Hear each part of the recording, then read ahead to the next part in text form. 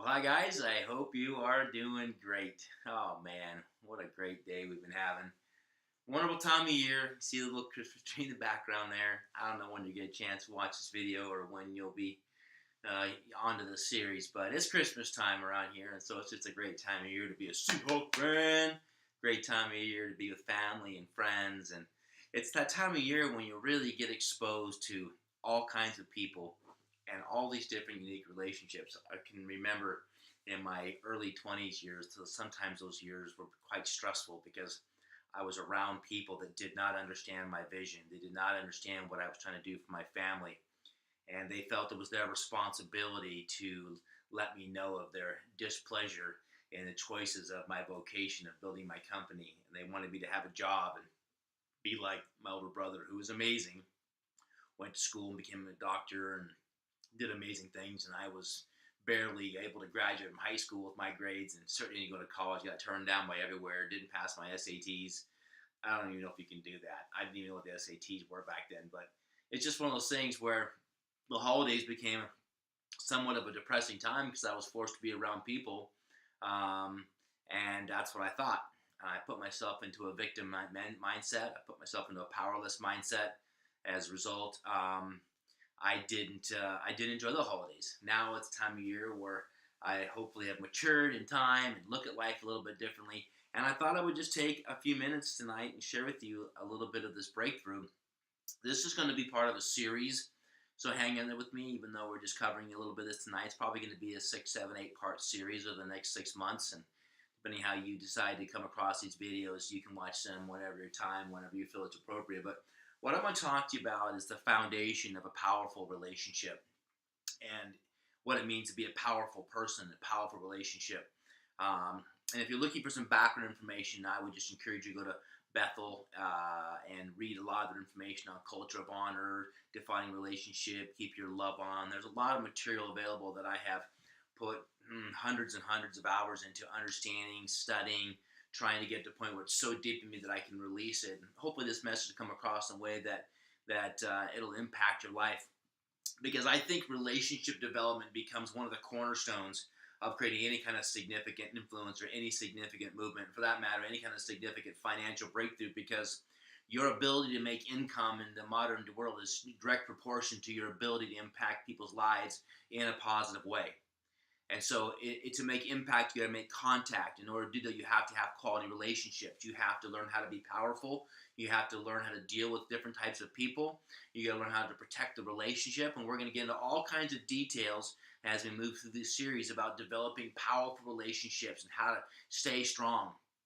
Because a lot of people do not understand the basic foundations, right? Sometimes you're going to be in a leadership role and you're going to be doing influence. Sometimes you're going to be in the student role and you'll be receiving, right? Sometimes a student, sometimes a teacher, but always the friend. And that becomes the foundation of every relationship. So the most important ingredient, I believe, in a quality relationship is to come from the place that I chose you, right? It's a powerful place to be. I chose you. I chose this relationship. I'm in this relationship because I want to be, right? If you think about it, one of the great urban myths, in my opinion, of Christianity is that God's relationship with us is based on what we do. When in reality, our relationship entirely depends upon His choice and the fact that He chose us, that He loves us infinitely.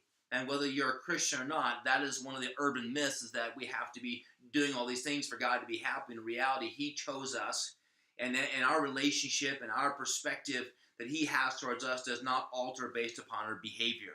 It is based upon the fact that He chose us and He loves us completely and entirely. So I'm going to come to you from the perspective of a powerful outlook that you chose to be in a relationship. You see, most friendships that we have, unfortunately, were chosen because they chose us, right? They chose us. I like you because you like me. You accept me for the way I am. I like you because you like me. And so therefore, I'm going to choose to be with you. So I become kind of like, I'm the lucky one. Thanks for choosing me. So now I'm going to be your friend. I'm so fired up. I'm so blessed. And it's okay to feel blessed by a relationship, but if you feel like you have no value in the relationship, then unfortunately it falls on the responsibility of them to make you feel a certain way. And as soon as they stop making you feel a certain way, the relationship begins to struggle because you're looking at it from the perspective of what you can get versus what you can give. And so, oftentimes in our relationships, we have this problem that's reoccurring because we expect people's behavior to be in a certain way that we then can react in a way, right? So therefore, our behavior is their fault. Our behavior is their responsibility, and that's just a very powerless place. We must take full responsibility. The simple fact that we chose. I chose you. If anybody in this room listening to this audio has been married, you didn't go step to the altar and say, you will do this. You will. You said, I will. I do. I am. I commit. You don't get up there and say your vows. You choose this. You say you're going to do this. You said this, so therefore I do. No, no, no, no. That's not how it was. And that's why it's such a powerful ceremony, such a powerful list of covenants, because it says, I chose you, right? I am going to honor that decision. Powerful people take full responsibility for their life, full responsibility for choices, full responsibility for things that happen. And a powerless person doesn't. So I'm gonna kind of go down this road of powerful versus powerless, so you kind of have a feel and an idea of how this affects our relationship. Because if we approach a relationship from a victim standpoint, then we take on this powerless. I am not able to control me because you're controlling me. And if we but the first thing is we got to choose power. We got to choose the right words. Powerless people use powerless words. They say things like, I can't, I have to, or I'll try, or I'll do my best. If you've studied the Increase Your Capacity series, this will certainly dovetail alongside that, because what we are talking about here is increasing your capacity to maximize your relationships. You're increasing your capacity to affect your relationships. You're increasing your capacity to respond, your responsibility, your ability to respond in a relationship. So a lot of this has to do with our ability to increase our capacity in influencing, affecting people's lives in a positive way without them infecting us in a way that we feel like we have to live a reactive lifestyle. So the first thing you know about powerless persons, they use a lot of very weak words. The second thing is they use anxiety. So if you're around someone that's constantly bringing up anxiety or causing drama, you know you're dealing with a powerless person. It's a tool they use, because as anxiety increases, unfortunately, love decreases, right? When anxiety increases, love decreases. It's very difficult to have increased love for someone when there's this anxiety, but that's what people do. They create this anxiety so they can create this reaction, right? And that's why the third power tool of a powerless person is they use fear to elicit a response. They'll use fear like, I'm going to leave you, or I'm going to count to 3 and then I'm going to get your punishment, or I'm going to have this thing in my life that happens if you don't take care of me. Some people even use death or abandonment or loss as ways to get people to do things for them, because they feel they're so powerless that unless they can control you, you have no power left. So they feel this incredible need to create fear and anxiety. These two very common words, powerless words, anxiety and fear, are like the trifecta of powerless people, and it's such a shame. And so the fourth characteristic is they approach every relationship as a consumer. They approach every relationship as what can I get? I see you as the source of my happiness. I see you as the source of my security. I see you as the source of my hope and my joy. You need to be that for me. I have none of my own. The problem is when you're a consumer, when you're done consuming, it's all consumed up. Guess what?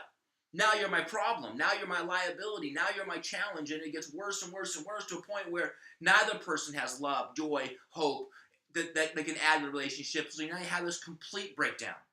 If you approach the relationship as a consumer, what can you give to me? What can you do for me? What can you do to make me feel a certain way? That's a problem.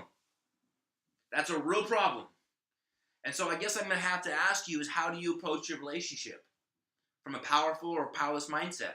Do you use the words I can't? Do you use fear? Do you create anxiety? Do you use things like pouting or disconnect or things of that nature to elicit control? Do you use fear words? If you approach a relationship with a consumer, you got a problem. If you're around people that approach your relationship with a consumer, well, we're going to talk about some solutions to that here in a little bit. So here's what happens. There's three roles that a powerless person begins to elicit. They're either the victim, or they are the bad guy, or they are the rescuer, right? So you got this victim mindset, and it's your fault. You make me do this. You make me so mad.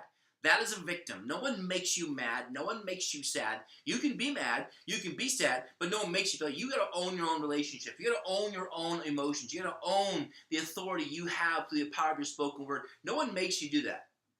Now, if you look at family studies, all three of these categories come from different places in the world. Typically, people that are the victim are the baby of the family. But why? Because everything was taken care of for them, right? The big brothers, the big sisters, the mom and dad, they babied them, they cradled them.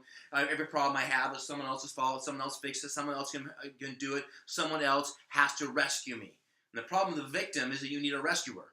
And so if you don't have a rescuer, then you just feel like this out of control victim. The second category that people take in the powerless world is they become the bad guy, right? So they'll use fear or anger or control or manipulation. I'm going to get mad. I'm going to punish you. I'm going to manipulate you with these fear tactics, right, to get your needs met.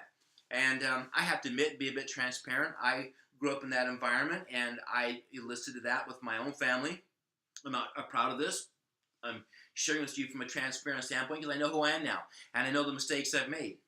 And I've spent some time fixing those things because it's important to me that my children are not afraid of me, that I'm not a punisher, and that my happiness is not their responsibility. My happiness is mine. So typically, as in my case, oddly enough, the bad guys are typically the middle children. Why? Because you're a fighter. Right? Big brothers picked on you, and little ones ganged up on you, and you couldn't beat up your little brothers because they were always the little ones, and big boy kept picking you because you were picking on them. I don't know if that was your world. I grew up with three boys, and so the middle guy usually was a fighter. Now, these aren't always the case, but maybe they relate to you. And then the third category is the rescuer. And they're typically firstborns, right? They're mommy's helper. Hey, help mommy out. Change the diaper. Oh, help Timmy spelled that. Hey, me too. Can you help mommy out and go do that? So they become the rescuer. They're the person that takes other people's responsibility as an attempt to feel powerful. Isn't that interesting? They're the person that wants to rescue everybody's problems. As what makes them feel valuable is that they can fix other people's problems. They take on other people's issues as a means of feeling powerful. When reality is people are responsible for their own stuff. It doesn't mean you can't partner with them. It doesn't mean you can't coach them. It doesn't mean you can't help them through it. And I'll talk about that in a minute.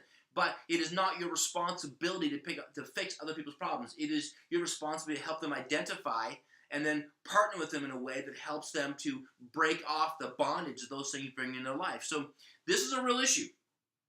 If you're a victim, it's almost not fair. If you're the bad guy, I want to deal with his anger and yelling and screaming and cussing. Or you're the rescuer. I got it. I'll fix it. I'll make it right. And that leads to codependency and all kinds of additional. None of those are a powerful place to be. And all of those lead to broken relationships and broken issues and resentment and grief. So what happens is the fifth component of a powerless person is they always feel like they're in anxiety when they don't have complete control. Oftentimes people refer to these people as control freaks, right? They got to be in control. But what is that? It's the only place they feel peaceful. But in reality, control is an illusion. No one's really in control of anybody or anything. This world's got its pace, and the best you can do is control yourself. You can't control anybody else around you. So it's a real problem. In fact, I've heard it said so badly that some people believe that if you don't let me control you, it means you don't love me. I mean, that's how wackadoo it can be. And I'm be honest, I look back at my life and go, you know what? Maybe my kids don't love me because they're not letting me control them. I never said it that way. But if I think about myself from certain perspectives, holy, a lot of my joy about my relationship with my kids was based on the fact what they're doing exactly what I want them to do. That's broken. Now, when they're kids, maybe there's some things in there that might be on point, but as they became young adults, it was brokenness. So, powerless people believe that it's your job to make me happy, and it's my job to make you happy. That's the sixth component of a powerless person. Here's the problem in a relationship. That's not the case. It is not someone's job to make you happy. It is not your job to make someone else happy. That's just an illusion, right? And so people oftentimes think the more miserable I act, the more I can control you. The more silent treatment, the more pouting, the more moping, the more anger, the punishment, the ridicule, the negative words, the more I can create this emotion, the more I can control it. Because it's your job to make me happy. And since I'm unhappy, and I'm letting you know through my silent treatment, my pouting, my slumping down, my what's wrong, nothing, my thing, and all that kind of crap that we do, we're trying to create a response out of somebody because you feel powerless. So how are we going to get back in power? Make you feel bad for me. If you feel bad for me, then you'll act a certain way, and therefore I'm back in control because I'm making you act the way I want you to act. Is this making sense to you? I have to admit, I've probably done all of these. But it took a lot of reading, a lot of breakthrough to a point where, look, I'm tired of being a victim. I'm tired of being out of control. And I don't want that to happen in my life anymore, neither do you. So how do we break through? Okay? Any kind of relationship that is built on mutual control cannot produce love, safety / security, and trust. It cannot. A relationship based on mutual control, right? You control me, I control you. I act a certain way, so you act a certain way. And that whole concept, it cannot lead to trust and safety and love. It cannot. They're the antithesis of that because there's no security in you control me. The only security is I control me. I'm powerful in who I am. You're powerful in who you are. And we're able enough to be strong enough that we can find common grounds and solutions as long as we can be transparent what's going on inside of me. And I'll talk about that more. So now what we want to do is we want to come to the other side. So okay, so how do I be more powerful, right? Well, what does that mean to be powerful? How do I start creating this? Okay, so the first thing you've got to do is you need to learn to deliberately create the environment. Okay, in other words, you've heard the concept: don't be a thermometer, be a thermostat, right? What does that mean? That means you walk into a room, deliberately create, deliberately release in the atmosphere. We talk about impartation. What does that mean? That means from inside of me, I release into the room a feeling. I'm showing you exactly how I want to be treated by treating you the exact way, with respect, with love, with courage, with generosity, right? Life does not happen to powerful people. Powerful people are happening. They are making things happen. They're not getting run over, right? You show others how you want to be treated by creating an atmosphere. So I want you to take that into consideration. That is your responsibility, that when you walk in an environment, that you're going to show people how to treat you by your joy, by your love, by your encouragement, by your positivity, by the powerful words, not the hoping, not the slumping, not the pouting. Do you know how tired I am? Do you know how sick I am? None of that nonsense. If there's issues going on, then sit down and talk about them from a powerful place of resolution, not from a powerless place of you fix me. I have a problem. You need to know it. I want you to act a certain way because I'm not feeling good. Okay? Powerful people, third case of powerful people, they're not affected or infected by their environment. Right? So, are you following me? And it's one thing to create the environment. It's another thing to walk in an environment that's toxic and go, I'm not going to become toxic. I'm not going to become infected. I'm going to find a way to work through this. I'm going to give you 3 keys to this in a second, right? When I walk into a room, either you're going to change and act powerfully, or I'm going to remove myself from this environment because I am not going to be affected or infected. It's not going to change me. I refuse to be a victim of your powerless behavior. So how are we going to do this? How are we going to change this? How are we going to? Well, first and foremost, you're going to require other people to be powerful around you, right? So when someone has this, oh man, what's going on? Here's the question a powerful person asks you: what are you going to do? What are you going to do? Well, I don't know. Well, what are you going to do? What are you going to do? Well, I tried. No. What are you going to? Well, if so and so does this and so, no. What are you going to do? Okay, let me ask you this way: what have you tried so far? What have you tried so far? What have you done? What have you done to fix this issue? This is how we start introducing a powerless person to a powerful mindset. What can you do to create the change that you want to see? What effects can you cause by asking people powerful questions? And then the question is, what else could you do? Is there something else you could do? And you dig on this, and you dig on this. And if someone is unwilling to go down that road, well, you either need to adjust or you need to move on. Now, if you're in a marriage, moving on is not really an option, right? So what are you going to do? You stick with it. You stick with it. You take some time. You pray. You remove yourself from the environment for a second. You step back in and say, How do we get here? I see you. I feel you. I understand you. I see what's going on. But what are we going to do? Sorry, my computer just shut down. What are we going to do to make the adjustment? What can you do to fix this issue?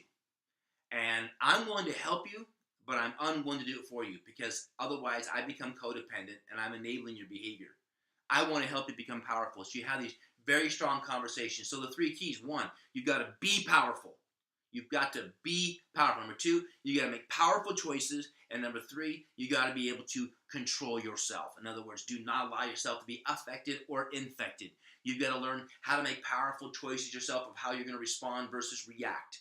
And you got to learn how to stay powerful, be powerful, so you recognize that I am in control of me, you're in control of you. Your happiness is not my responsibility. My happiness is not your responsibility, it is me. Being powerful means I own me. On a good day, I control me, right? On a bad day, I try to control you, and there's just no hope in that, right? So the fifth key is going to be is learning how to stay strong in your language, okay?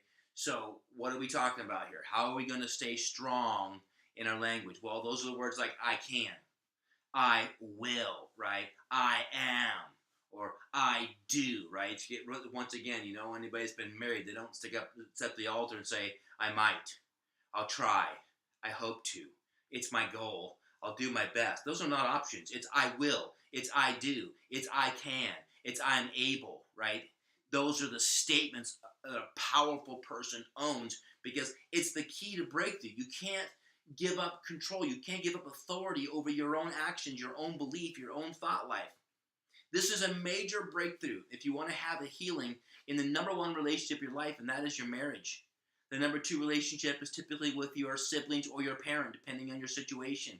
And then thirdly, those that are closest to you. And fourthly, your business or your team or your culture, your tribe or your squad. Call it what you want. You've got to learn how to have masterful, powerful relationships that are demanding people to be powerful without insulting them, without making them feel down. And we got all kinds of training coming up in that, but this is a crucial component of what we are doing here. Powerful people are able to be vulnerable and transparent, right? They're kind of rolled together, but it basically means is I'm willing for you to see into me, right? I am not here to control you. I will be me. You will be you. You be the best you can be. I will be the best me that I can possibly be. I am going to exercise self-control as an example of what a powerful person looks like, right?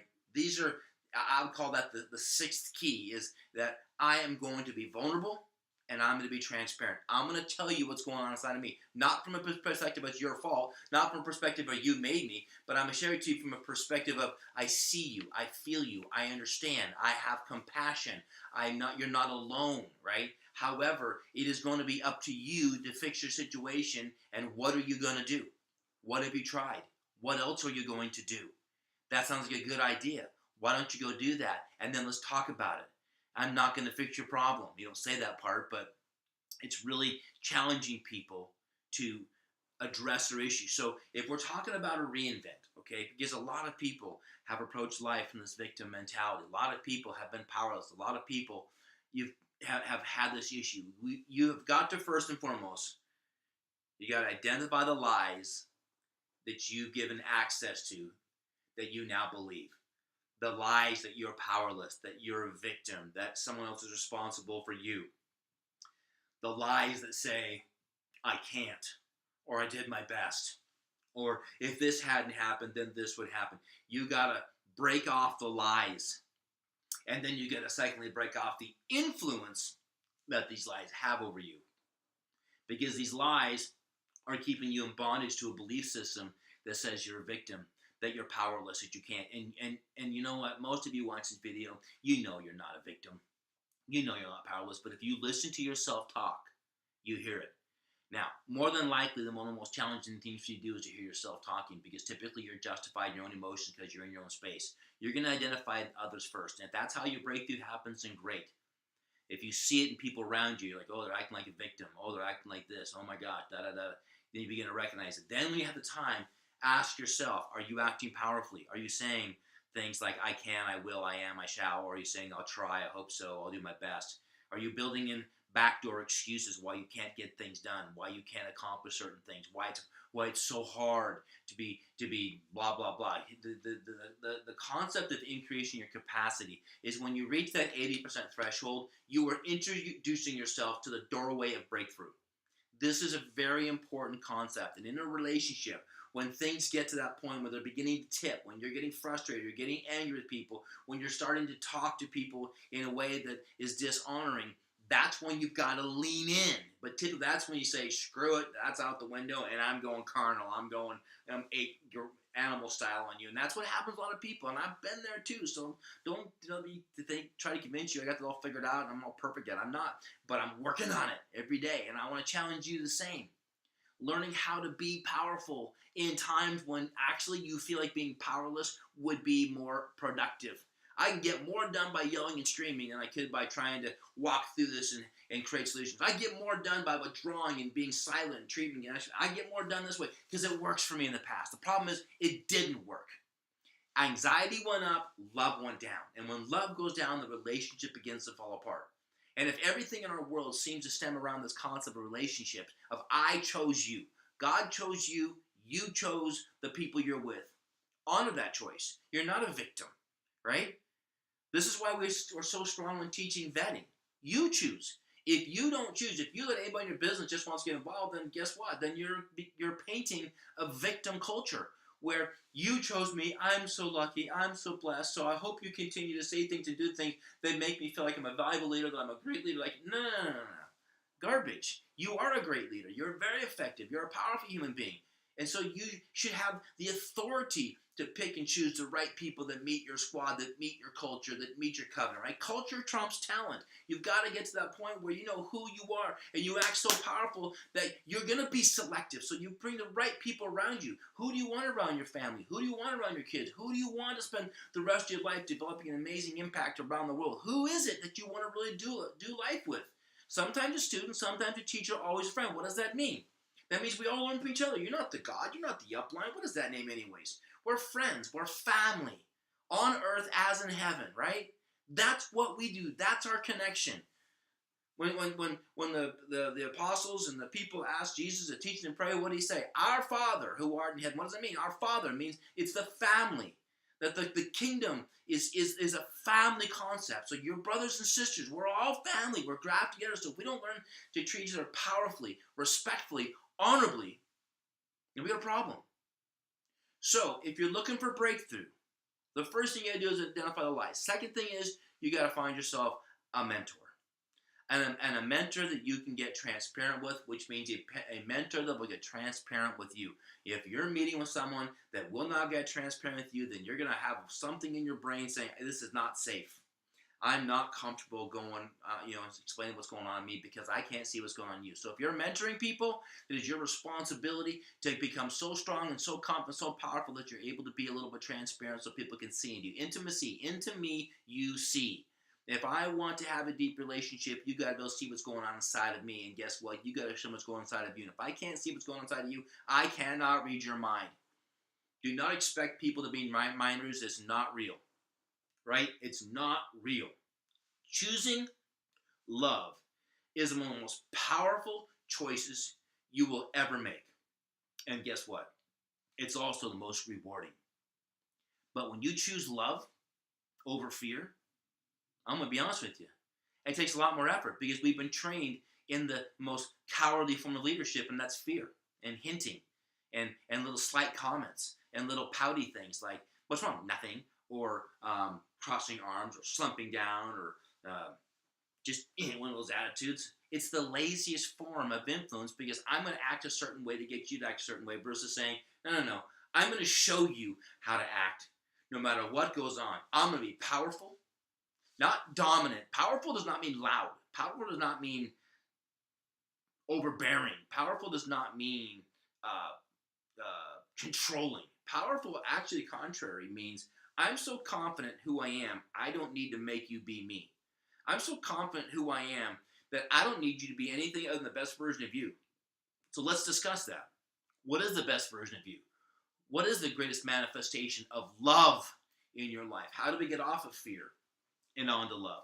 How do we get on to off of anger and on to hope? How do we break free of these things? Well, you're going to need a mentor that is transparent, so they can, and you need to get transparent with them so they can see into you, feel safe enough to be vulnerable enough that they can begin to walk you through your breakthrough. And I really hope that happens. Choosing love is truly the most powerful choice you could ever make. Without a doubt, it will be the most rewarding. But for a lot of us, for some reason, it's scary. And I get that. But on the other side of this fear is the greatest breakthrough, the greatest peace. No more anxiety, no more anger, no more manipulation, no more you make me. All that's gone. It's all about trying to find the greatest solution. When you have a bad moment or a bad day or someone does something that you start feeling some angst, you learn to say, I'm not going to say you make me mad. I'm going to say something along the lines, and I'll teach you more in this future about how to make an I statement, about how to let people know what's going on inside of you without blaming them and calling them names and saying they're the reason for your issues. So much more to cover. That's why this is step one in a series of many. I love you. I want you to have great relationships. I want you to have great influence in your lives, and your income will be in direct proportion to the number of lives you positively impact in a positive way. It'll be based upon your ability to go deep so you can go high. It'll be based upon your ability to be the student or the teacher, but always the friend. It'll be your ability to stay strong together without feeling like you have to control or manipulate. This is going to be the breakthrough of the next 50 years of your life, and hopefully it'll happen in the next 6 to 12 months. I'm honored to be in this journey with you. This has been my journey for the last 10 years. If this is a little bit much for you and take you time to figure it out, well, it took me 10 years, and maybe 30, 40 years to finally get here. So be patient with yourself, be graceful with yourself, and know that there's greatness, that you're wonderful, you're awesome. God chose you. I chose you, and I'm excited to know you better. We're going to do great things. God bless you, and we'll come back with part 2 and 3 and 4 a bit later. Other than that, I can't wait to see you grow. Stay strong, stay powerful, and know that you are awesome. See you soon.